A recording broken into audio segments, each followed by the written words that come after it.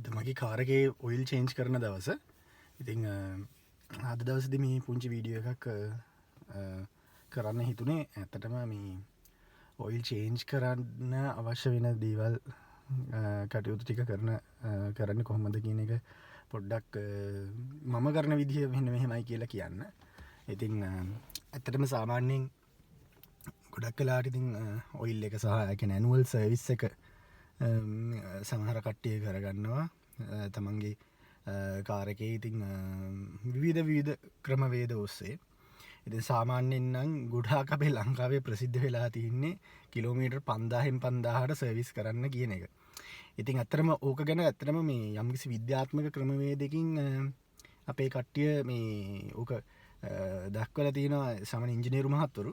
ඒක වෙන්නේ ඇත්තටම මේ කියන්නේ කිලෝමීටර් 5000 පමණක් නෙවෙයි.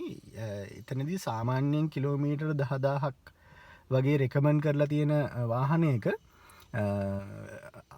ඒගොල්ලෝ මේ ගණනය කරනවා. දැන් ගොඩක් වෙලාට දැන් ඕක තීරණය කරන්නේ බොහෝ විට කොළඹ කියන සාධකය මත. කොළඹ ට්‍රැෆික් එකේ දුවනකොට සාමාන්‍යයෙන් පැයක් විතර වාහනයක් එක තැනක අයිඩල් කරලා තිබ්බොත් අන්න ඒ ගාන තමයි බොහෝ වෙලාවලට කැල්කුලේට් කරලා ඔය 5000 කතන්දරේ කඩන්න මේ ගැන කරන්න හිතා මේ ගොඩක් අය කියන්නේ. නමුත් ඒකෙන් වෙලා තියන්නේ දැන් හුඟක් වෙලාවට දැන් සේවා ස්ථාන කරන මේ මහත්වරු මේක මේ පාරිභෝගිකයා ගසා ගන්න ක්‍රියාත්මක කරන ක්‍රියාවලියක් බවට පත් වෙලා තිනවා. ඉතින් ඊට අමතරව දැන් අපි ගත්තොත් එහෙම මේ කියන්නේ සාමාන්‍ය අපේ ගෲප්ස් වල සමහරක් වෙලාවට ඉංජිනේරු මහත්තුරු මේ සම්බන්ධව පැහැදිලිව දාලා තියෙනවා. ඉතින් මේ දේ ඊතරම්ම කරන්න අවශ්‍ය නැහැ කියලා.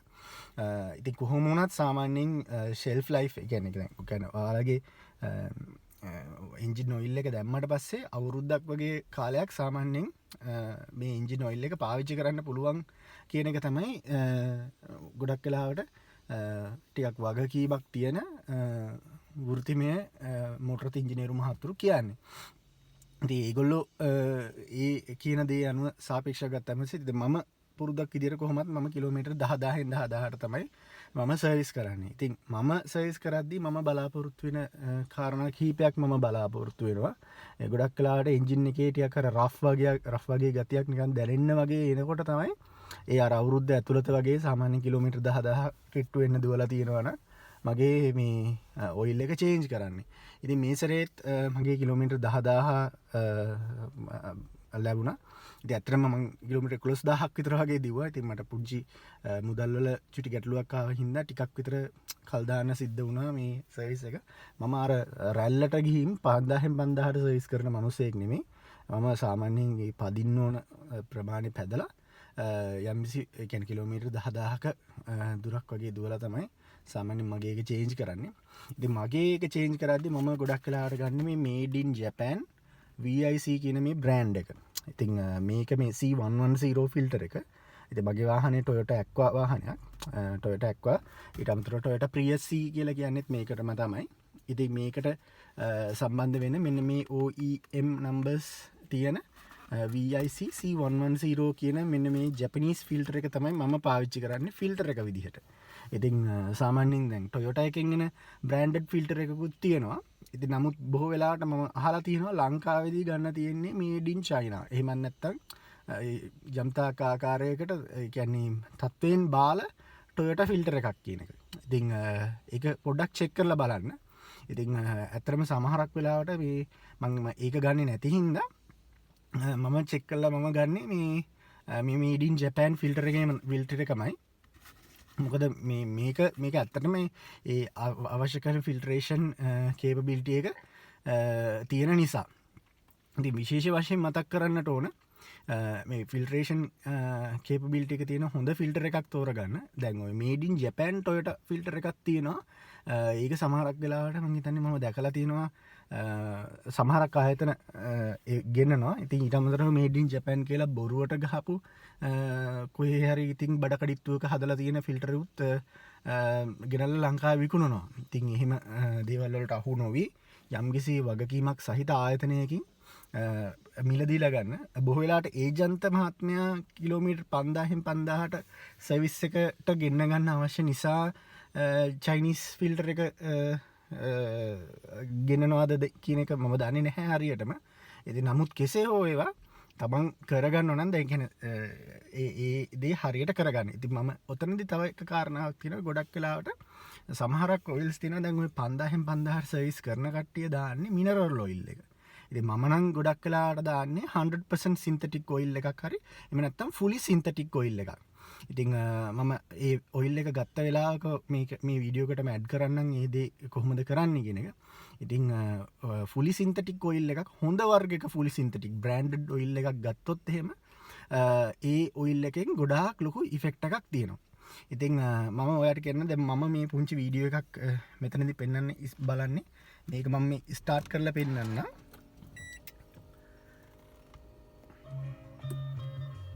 මේ මම සර්විස් නොකර තියෙන වෙලාවක මම මේ පොඩි ස්ටාර්ට් එකක් කරේ. මේ ස්ටාර්ට් එක කරනකොට සාමාන්‍යයෙන් පොඩි ගැස්මක් වගේ එනවා.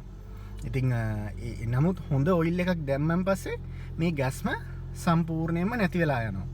ඉතින් ඒකට සාමාන්‍යයෙන් දැන් මට මේ වීඩියෝ එකකින් 100%ක මට පෙන්වන්න අමාරුයි. ඔයාලට අත්දැකීමත් එක්ක මේ ඔයාලට ගන්න පුළුවන්.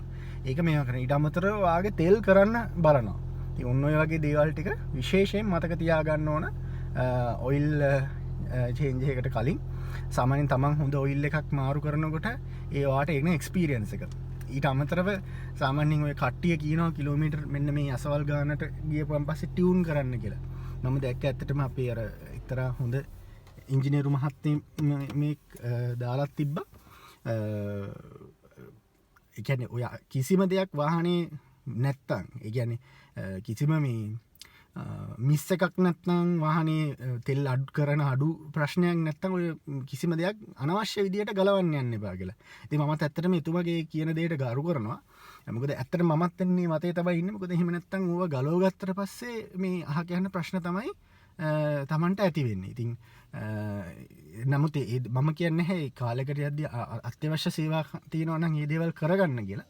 ඉතින් ඔය දේවල් ටික පොඩ්ඩක් මතක තියාගන්න කියන එක සටහන් කරමින් මෙන්න මේ බ්‍රෑන්ඩ් එක තමයි මම කලින් දැම්මේ. ඇත්තටම මම මේ ෆස්ට් ටයිම් 2018 දී විතර මේ බ්‍රෑන්ඩ් එක දැම්මා මේ කාර් එකට. මට ඒ කාලෙදි ගොඩාක් හොඳ එක්ස්පීරියන්ස් එකක් ආවා. නමුත් දැන් ඇත්තටම මට මීට වැඩිය හොඳ එක්ස්පීරියන්ස් තියෙන තව බ්‍රෑන්ඩ් එකක් තියෙනවා. මට ඒකත් මට පුළුවන්කමක් තිබුණොත් මේ මම මේක රිවිව් එකක් කරලා මේකටම ඇඩ් කරන්න. ඉතින් මේකෙදි ඇත්තටම මේක තියෙන ඔයගොල්ලන්ට බලාගෙන යන්න පුළුවන් මේ 100% සින්තටික්. සාමාන්‍යයෙන් තියෙන්නේ සාමාන්‍යයෙන් නිකන් normal මේ ක්‍රූඩ් ඔයිල් එකකට ඒ කියන්නේ හොඳට පෙරාගත්ත ක්‍රූඩ් ඔයිල් එකකට ඇඩිටිව්ස් දාලා හදන ටෙක්නොලොජි එකක් තියෙන්නේ. ඉතින් ඒ ඇඩිටිව් එකට වැඩිය මේක 100% සින්තටික් බේස්ම මේ ඇඩිටිව්ස් වලින්ම තමයි හදන මේ එකක් තියෙන. ඊට අමතරව මේකේ ඔයගලන්ට බලන්න පුළුවන් මේ API SN කියලා මේ ඒ ලෝගෝ එකක් තියෙනවා මේ සර්ටිෆිකට් එකට. ඉතින් ඔයගලන්ට මේ Motul site එකටම ගිහිල්ලා බලන්න පුළුවන් ඒක සම්බන්ධ විස්තර. ඉතින් මම අනිත් ඒකත් ගෙනාවට පස්සේ ඔයාලට ඒ විස්තරත් මේකටම එක්රැස් කරලා දෙන්න අනිත් ඔයිල් වර්ග මොකද්ද මම දාන කියන එක. ඉතින් ඔන්න මේ මම බලාපොරොත්තු වෙච්ච ඔයිල් එක මම ගත්තා. ඉතින් මේක ඇවිල්ලා Shell 0W20. ඇත්තටම මම මේ කලින් සැරේ ඒ Shell 0W20 මම මේ යූස් කරලා තිබුණා මගේ කාර් එකට. ඒකෙදි මට ගොඩාක් හොඳ එක්ස්පීරියන්ස් එකක් ආවා. ඉතින් ඒක හින්දා තමයි මම මේ සැරේ try කරේ. ඉතින් සමහරක් වෙලාවට මේ මෝටර් ඉංජිනේරුවරු කියනවා මේ අර කියන්නේ ඔයිල් වර්ග ටික කාලෙන් කාලට වෙනස් කරන්න එපා කියලා. සාමාන්‍ය මොකද මේකට හේතුව මේ වගේ ඇක්ටිව් කම්පෝනන්ට්ස් තියෙනවා ඇතුලේ. ඉතින් ඇක්ටිව් කම්පෝනන්ට්ස් ඇතුලේ මේ කියන්නේ ඒක බලපානවා කියලා එන්ජින් එකේ wear and tear එකට. මොකද හේතුව දැන් එක මැනුෆැක්චරර් කෙනෙක් දාන ඇඩිටිව් පැකේජ් එක නෙමෙයි තව මැනුෆැක්චරර් කෙනෙක් දාන්නේ. ඉතින් මේ වගේ දේවල් තියෙනවා. ඉතින් කෙසේ වුණත් ඉතින් මට කොහොමනත් අර වාහනේ ෆීල් එක එක්ස්පීරියන්ස් එක මට වැදගත් වෙච්ච හින්දා සහ මේ ඕවරෝල් හැම දෙයකම මේ ඒ කියන්නේ එන්ජින් එකේ කොච්චරක් විතර ෆියල් මයිලේජ් එකක් කරනවාද ඒ දේවල් ටික මට වැදගත් වෙච්ච හින්දා තමයි මම මේ ඒක පොඩ්ඩක් හිතුවේ. ඉතින් කලින් සැරේ දැම්මේ මේගොල්ලන්ගේම හයිබ්‍රිඩ් වලටම එන ඔයිල් එකක්. දැන් මම ඇහුව විදිහට මම කම්පැනි එකටත් කෝල් කරලා බැලුවා. ඒගොල්ලෝ කිව්වා මේ ඒ කියන්නේ ලංකාවේ ඒජන්ට්ටත් කෝල් කරපුවාම එයාලා කිව්වා මේ ෂෙල් ඒ හයිබ්‍රිඩ් වර්ෂන් එක දැන් එන්නේ නැහැ කියලා. ඉතින් ඒ වෙලුවට මෙන්න මේ මොඩල් එක තමයි එන්නේ කියන එක සහ මේක දාලා බලන්න කියලා කිව්වා. ඉතින් ඒකින් තමයි මම මේ සැරේ try කරන්න බැලුවේ මේ ඔයිල් එක. ඉතින් මේකෙත් තියෙනවා මේකේ මේ යට තියෙනවා මොනවාද රීඩිසයින් කරලා තියෙනවා කියලා මේ මොඩර්න් ටර්බෝ චාර්ජ් එන්ජින්ස් වලට. ඉතින් මගේ නම් ටර්බෝ චාර්ජ් එකක් නෙමෙයි මොනවාද මේ හයිබ්‍රිඩ් එන්ජින් එකක් තියෙන්නේ. ඊට අමතරව දැන් ඔයගොල්ලන්ට මේ පහළ පේනවා නේද API SP ACEA C15 16 කියලා මෙතන මේ ස්ටෑන්ඩඩ්ස් එකක් මේන්ටේන් කරලා තියෙනවා දාලා තියෙනවා. ඉතින් ඒකින්ද මේ ඒ වගේ ස්ටෑන්ඩඩ්ස් වලට හදපු මොඩල් එකක් කියන්නේ මේ ඔයිල් එකක් විදිහට අපිට සඳහන් කරන්න පුළුවන්. ඉතින් කොහොම වෙතත් අපි පොඩක් දාලා බලමු. දාලා බැලුවට පස්සේ එක්ස්පීරියන්ස් එක කොහොමද කියන එකත් මම ඔයාලට ඉන්ෆර්මේෂන් එක දෙන්නම්. ඉතින් මම ෆස්ට් ටයිම් කියන්නේ මම මේක ෂෙල් පාවිච්චි කරන්න try කළා. ඇත්තටම මේ මට එක්ස්පීරියන්ස් එක තිබුණේ ඒගොල්ලන්ගේ ඒ ඔයිල් එකෙන් ගොඩාක් පෙට්‍රල් ඉතුරු කරා මගේ කාර් එකේ.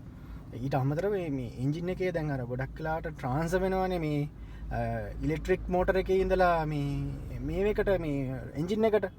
එතකොට එන්ජින් එක කියන්නේ ඇක්වා එකේ එන්ජින් එකේ ඉඳලා ඉලෙක්ට්‍රික් මෝටර් එකට ට්‍රාන්ස්ෆර් වෙද්දී සාමාන්‍ය අනිත් ඔයිල් වල නම් ගොඩක් ගෑස් එනවා.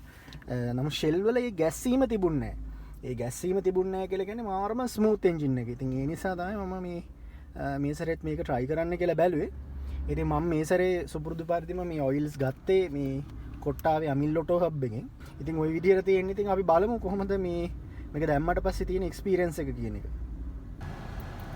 ඉතින් දැන් වාහනේ සර්විස් කරගෙන ආවා. ඉතින් අද දවසේදී මට තියෙන අත්දැකීම තමයි මම එදා try කරපු ඒ ඔයිල් එකට වැඩිය මේක එක්ස්පීරියන්ස් එක ටිකක් විතර අඩුයි බව වගේ ගතියක් තමයි මට දැනෙන්නේ. ඉතින් මම ඒකට එකපාරටම ඉතින් යොමු වෙන්න මේ අදහස් කරන්නේ මොකද මේ ඔයිල් එක දාලා වුණාට පස්සේ මේ ටික දුරක් ගියාට පස්සේ තමයි එක්ස්පීරියන්ස් එකත් එක්ක ඔක කියන්න පුළුවන් කමක් තියෙන්නේ. ඉතින් ඊට පස්සේ මම විශේෂ වශයෙන් මතක් කරන්න ඕන කාරණාවක් විදිහට දැක්කා. ඊට පස්සේ මේ ට්‍රිප් එක රීසෙට් කරන එක. ඉතින් ගොඩක් වෙලාවට ට්‍රිප් එක රීසෙට් කරන්න ඕන අලුතෙන් සර්විස් එකක් කරගන්න එක පහසු වෙන්නේ. ඒ කියන්නේ අපි හිතමු දැන් අපි කිලෝමීටර් 10000ක් දුවුවට පස්සේ මේ වාහනේ නම් මේගොල්ලන්ගේ ට්‍රිප් එක රීසෙට් කරන ඔප්ෂන් එකක් තියෙනවා. ඉතින් මේක රීසෙට් කරාට පස්සේ ට්‍රිප් එක බිඳුවක් විදිහට සටහන් වෙනවා. ඒකෙන් පස්සේ අතට කිලෝමීටරයක් විතර වගේ ගිහිල්ලා තියෙනවා. ඉතින් මේ විදිහට තමයි ඒ කටයුත්ත තියෙන්නේ. ඉතින් මගේ අර තව පුංචි වීඩියෝ එකක් මම දැම්මා. ඒ කියන්නේ අපි අර වාහනේ මේක කරද්දී කියන්නේ එන්ජින් එකේට එන්ජින් ඔයිල් ෆිල්ටර් එක සවි කරද්දී ඒ ෆිල්ටර් එකට අලුත් එන්ජින් ඔයිල් පුරවන එක ගැන. ඉතින් ඒ වගේ සහ ඊට අමතරව ඒ ෆිල්ටර් එකේ ඕරින් එක පුළුවන් තරම් ඒ කියන්නේ මේ ලුබ්‍රිකේට් කරන්න ඕන. ලුබ්‍රිකේට් කරනවා කියලා කියන්නේ මේ ඕරින් එකත් ඒ විදිහටම මේ ඔයිල් වලින් චුට්ටක් මේව කරන්න මේ කියන්නේ ස්පර්ශ කරන්න ඕන. ඒ විදිහට ස්පර්ශ කරපුවාට පස්සේ අර ඒක සෙට් වෙන තැන බොහොම පහසුවෙන් ගිහිල්ලා ඒක සෙට් වෙනවා. ඉතින් අපි ඕවරෝල් අද දවසේදී මට තියෙන දේ විදිහට ගත්තොත් ඉතින් යම්කිසි හොඳ දෙයක් අද දවසේදී අතුලත මට කරගන්න හැකියාව ලැබුණා. ඉතින් මේ විදිහේ වැඩසටහන් එක මම බලාපොරොත්තු වෙනවා ඉදිරි වීඩියෝ මාලාවකනොත් යම් කරුණු මම දන්න දේවල් ටිකක් මේ විදිහට එක් කරන්න සෝෂල් මීඩියා පිටුවට එක් කරන්න. ඉතින් අපි බලමු අපිට මොන විදිහටද ඉදිරි කටයුතු කරන්න පුළුවන් වෙන්නේ කියන එක.